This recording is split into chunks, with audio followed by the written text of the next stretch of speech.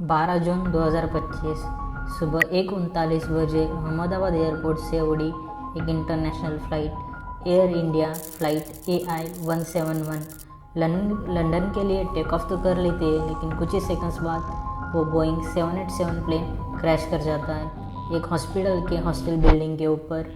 230 passenger, 12 crew member और सब कुछ बस कुछ ही सेकंड्स में ख़त्म हो जाता है।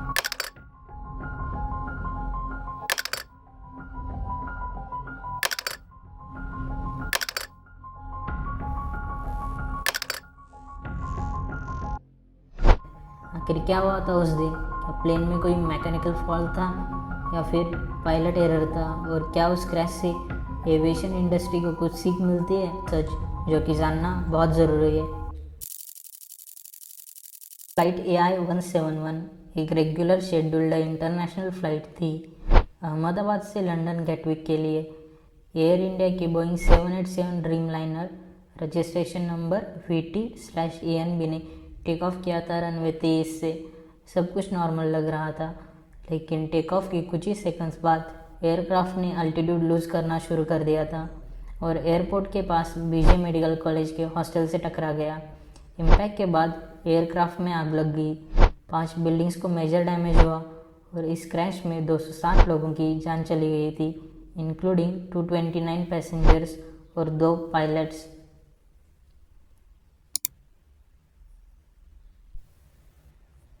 कॉकपिट वॉइस रिकॉर्डर से मिलती है एक शॉकिंग बात। टेक ऑफ के बाद दोनों इंजन्स बंद हो जाते हैं और एक पायलट दूसरे से पूछता है, तुमने फ्यूल क्यों कट ऑफ किया? तो दूसरा कहता है, मैंने नहीं किया। इंजन फ्यूल स्विचेस दोनों रन से कट ऑफ पे चले जाते हैं बिना किसी मैनुअल एक्शन के।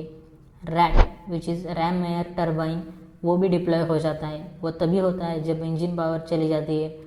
पायलट ने मेडी कॉल दिया था, लेकिन उससे पहले ही प्लेन ग्राउंड पे क्रैश हो चुका था।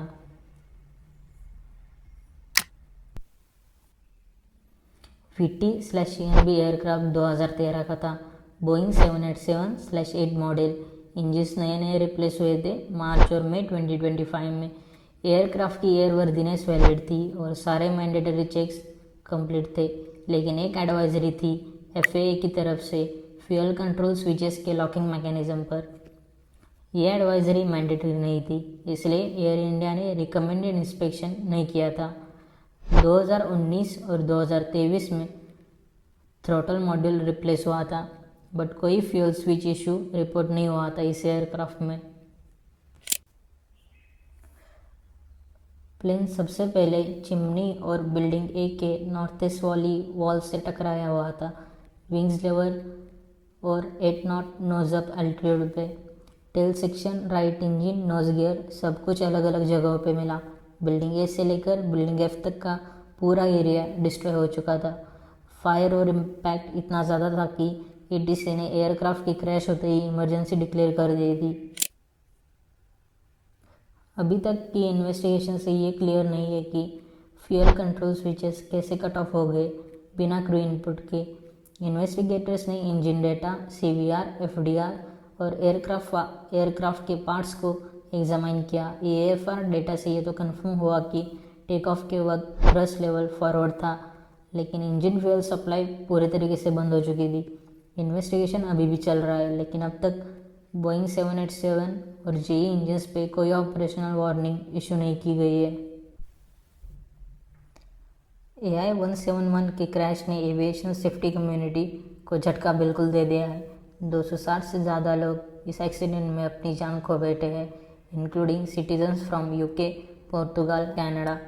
Air India, DGCA, FAA, Boeing, GE सभी एजेंसीज इस एक्सीडेंट के पीछे के रियल कॉज को ढूंढने में लगी हुई है।